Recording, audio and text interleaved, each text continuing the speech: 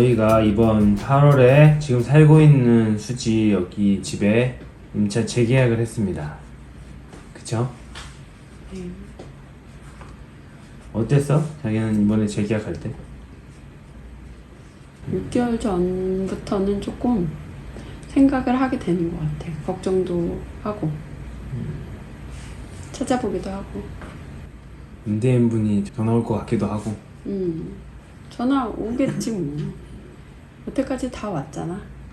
나 같은 경우는 예전에는 나도 안 그랬지만 요즘 같은 경우는 2년 전에 계약을 딱 마치고 나서 수지나 이 근처에 있는 집 시세는 어느 정도 파악을 하고 있고 임차 매물이 어떻게 될지 가격이 어느 정도까지 갈지는 알고 있거든.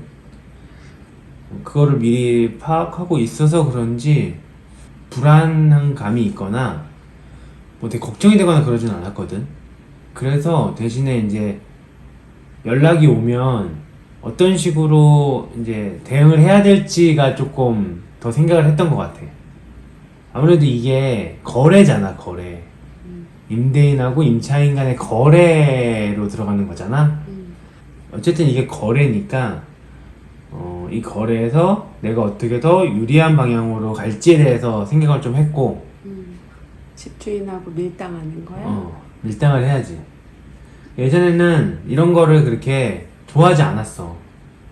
만약에 전화가 이렇게 오잖아. 그러면 어쨌든 그냥 좀 짧게 끝내기를 바랬고, 만약에 얼마 올려주세요 이러면 아예 알겠습니다 그냥 그랬지. 내가 굳이 아쉬운 소리를 해야 되나? 라는 생각이 좀 컸고, 그 남자들의 그 일말의 자존심이라는 게 있는 것 같아. 뭐 그냥 이 정도쯤이야 라고 생각하는 그런 게 있었는데 생각이 좀 많이 바뀌었지. 그리고 요걸 좀 이런 상황을 좀 즐기게 된 것 같기도 하고. 근데 따지고 보면 작은 금액은 아닌데. 그러니까 그게 되게 작은 금액이라고 생각이 들었었던 것 같아 예전에는.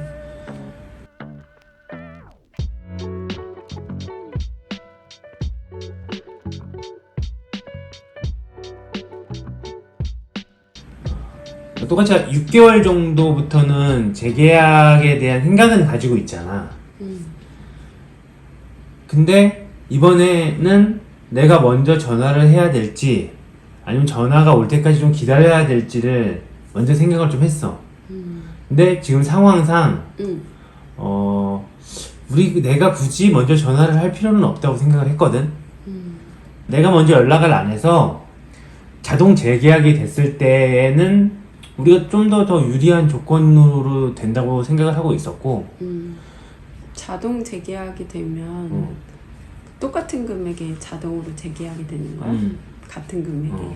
같은 금액에 재계약이 되고 임차인 같은 경우는 이제 2년이 딱 아니라 기본적으로 2년은 내가 가지고 가는 거고 그 중간에 내가 나갈 수도 있다는 걸 먼저 정할 수가 좀 있어.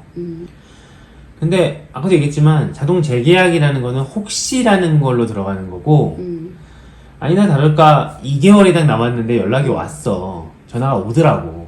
그지? 연락이 안 올 리가 없지? 뭐 몇 번 겪어봤지만 그런 혹시라는 일들이 이렇게 일어나는 일이 잘 있지 않아. 그리고 다 자기의 권리를 꼭 챙겨가려고 하고 있고 다 생각하고 있지. 그렇게 한다고 절대 그런 일은 잘 있지 않아. 그래, 인생이 호락호락하지 않아. 그렇게 호락호락하지 않아. 이 연락이 오셨어. 임대하는 분은 이미 금액을 어느 정도 올려야겠다는 생각을 가지고 나한테 연락을 하셨거든. 그리고 10만원 정도, 월 10만원 정도 임대료를 좀 올려달라는 얘기를 하셨어.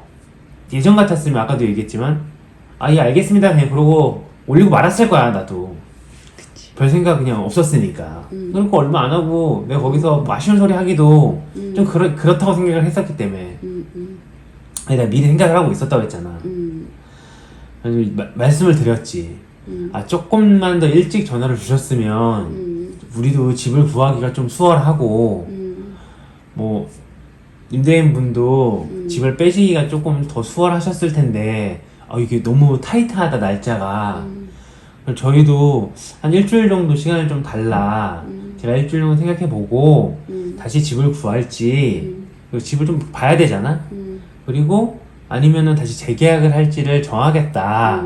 그리고서 이제 좀 양해를 부탁드렸지. 그러니까 알았다고 말씀해 주시더라고. 전화를 이제 끊은 거지. 첫 번째 전화가 왔을 때 이렇게 끊었어. 된다 안 된다 얘기를 안 하고. 그리고서 이제 자기랑 얘기를 막 하다 하면서 이제 재계약을 해야겠다는 걸 거의 확신을 지었지. 그리고 이전에도 웬만하면 금액 대비 이렇게 해서 하자라는 걸 했고, 그 금액을 이제 정한 게 5만 원이었어. 우리가 정한 게. 우리 정한 게. 마지노선이. 절대 이 5만 원을 해서 내가 이걸 끊겠다.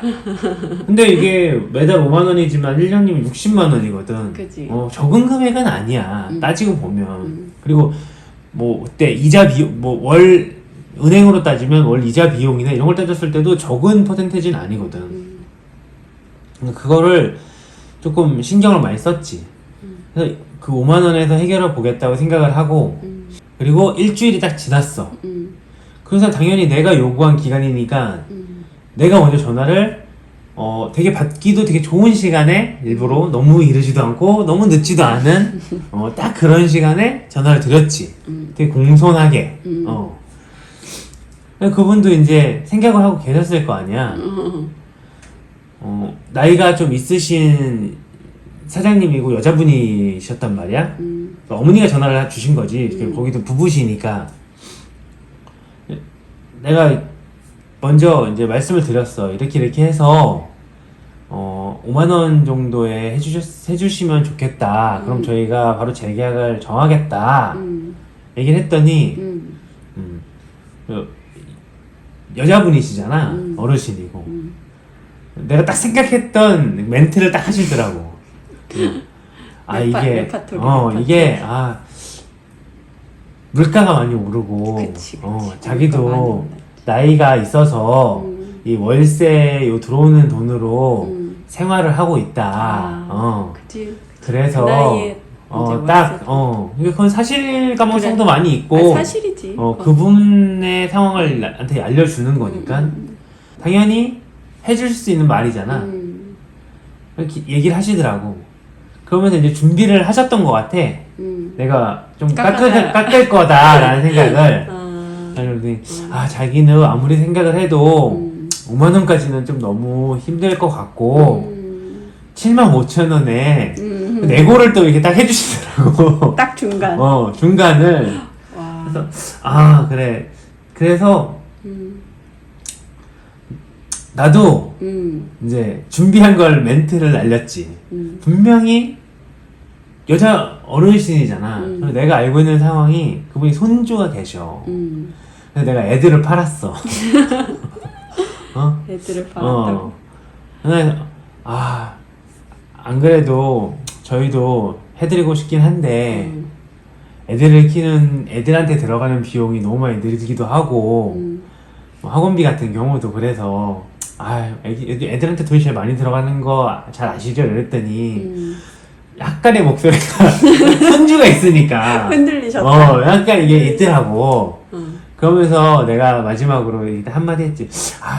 사장님이랑 의논을 한번 이렇게 해주시고 혹시 의논을 하셨냐고 여쭤보니까 혼자 연락을 주셨다고 하더라고. 혼자 결정을 하셔서 그러면 다시 한번 사장님하고 의논을 하셔서 가능하면 5만 원에 해주셨으면 좋겠다.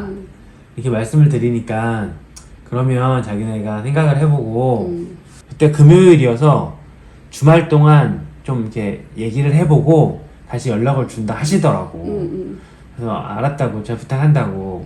그래서 내가 거기서 이제 남자 사장님 발언을 한 거는 임차인에서도 마찬가지지만 임대인에서도 남자들은 딱 이렇게 깎아달라는 얘기를 하고 그러면 이 자존심이 있기 때문에 잘 깎아줘. 남자 사장님이 오히려 더 잘 깎아줘. 조금만 깎아주세요. 이러면 그래요. 그렇게 넘어간단 말이야. 그래서 전화를 끊었지. 빅매치네, 빅매치. 그리고서는 이제 넘긴 거잖아. 내가 전화 오기까지 기다렸어. 내가 다음에 전화를 안 하고. 그러니까 전화가 왔지. 그리고 내가 이제 전화를 받아서 되게 공손하게 물어보겠지. 그랬더니 사장님께서 안 그래도 그 남자 사장님이랑 의논을 할까 하다가 어차피 그 사장님한테 얘기하면 깎아주라고 할 거라고 그렇게 말씀하시더라고. 너무 정확하게 어. 잘 아시는데. 내가 그 말 딱 듣는 순간 아 이거 5만 원에 끝났다 하는 생각을 딱 했어. 이거는 내가 이겼구나 여기서는. 그래서 아 그러시냐고. 그러면 어떻게 해줄 수 있겠냐 했더니 어쨌든 선생님보다 우리가 더 젊으니까 젊으신 분들이 생활하신다는데 그냥 5만 원에 해드릴게요 이렇게 얘기를 하시더라고. 와. 그래서 5만 원으로 이제 끝나고 이제 당연히 정중하게 인사하고 감사하다고 하고 그다음부터 전화를 딱 끊었지. 그리고는 이제 앞으로는 내가 필요할 때 전화를 하겠지. 다시 전화할 일은 별로 없을 거야. 그치. 뭔가 이렇게 계획을 세우고 얻어야 하는 부분이 있으면 이 정도는 해야 되지 않을까라는 생각도 좀 들어.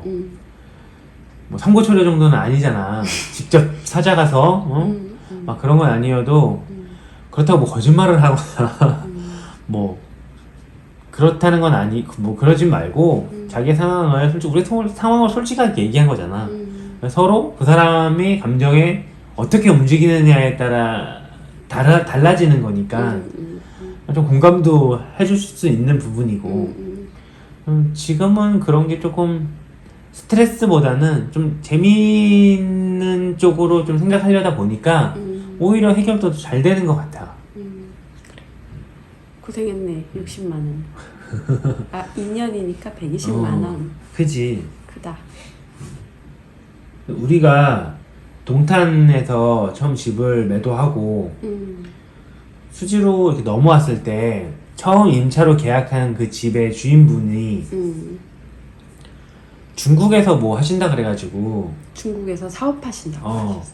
한국에 들어올 일이 없다고 하셨거든. 맞아. 그러면서 계약을 했고 맞아. 거기서 이사를 해서 두 번째 계약했던 집은 외국으로 발령이 나셔가지고 몇 년 안에는 들어올 수 있는 상황이 아니라고 말씀하시고 우리가 계약을 했거든. 맞아. 근데 정확하게 2년 후에 다 우리는 이사를 했어. 맞아. 첫 번째 분은 그때 상황에 집값이 좀 올라가지고 좀 급하셨는지 집을 팔러 들어오셨어. 직접 중국에 계시다가. 맞아. 그래서 우리가 재계약을 못했고 두 번째 분은 그때 코로나가 터졌단 말이야. 그러니까 그분들도 어쩔 수 없이 한국으로 들어올 수밖에 없는 맞아. 상황에 집을 사용해야 되니까 맞아. 자연스럽게 우리가 이사를 갈 수밖에 없는 상황이 된 거고. 맞아. 그러니까 임대인들이 악의가 있거나 그렇다기보다는 그냥 그 임대인과 임차인의 상황의 차이로 인해서 벌어지는 일들이지 그렇게 뭐 그런 건 아니야. 그러니까 미리미리 조금 준비를 해야 하고 우리가 운이 나쁜 것도 아니야. 우리가 운이 나쁜 것도 아니고 뭐 그런 게 전혀 아니었던 거지. 근데 그 상황에서는 우리도 잘 몰랐으니까 왜 이런 그때는 우리가 왜 이런 일이 막 이러면서 막 그렇게 얘기했었잖아. 나도 막 좀 짜증도 막 내고 맞아. 그 임대인들한테 저런 애들이 왜 처음에 약속을 안 지켜? 그렇게 약간 얘기를 이렇게. 해놓고선 맞아. 이렇게 하냐 이렇게 얘기를 했는데 지금 와서 생각하면 그거는 그렇게 크게 의미가 있는 것 같진 않아. 그리고 우리가 지금 임대인의 상황에서도 그 상황에 맞게 행동을 하잖아. 맞아. 나름 잘해주려고 하고 있고 그분들도 다 마찬가지였을 거야. 대신 이런 임대를 준다거나 임차를 해야 되는 상황이라는 게 우리 삶을 살아가는 데 있어서 어쩔 수 없이 일어나는 일들이잖아. 그러니까 그런 게 있을 때 너무 시간을 임박하게 가지고 가면 분명히 실수를 할 수 있으니까 미리 좀 계획을 하고 준비를 한 상태에서 그런 걸 진행을 해야 된다고는 생각은 해. 저희의 앞으로의 계획을 말씀드리면 둘째 딸이 예고를 지금 준비를 하고 있거든요. 그래서 예고를 가게 되면 아마도 2년 후에는 분당으로 이사를 갈 계획입니다. 뭐 상황은 변할 수도 있으니까 차근차근 준비를 하려고 해요. 어쨌든 저희는 2년 동안 수지에 더 있게 됐습니다. 여러분 자주자주 봬요. 안녕. 안녕.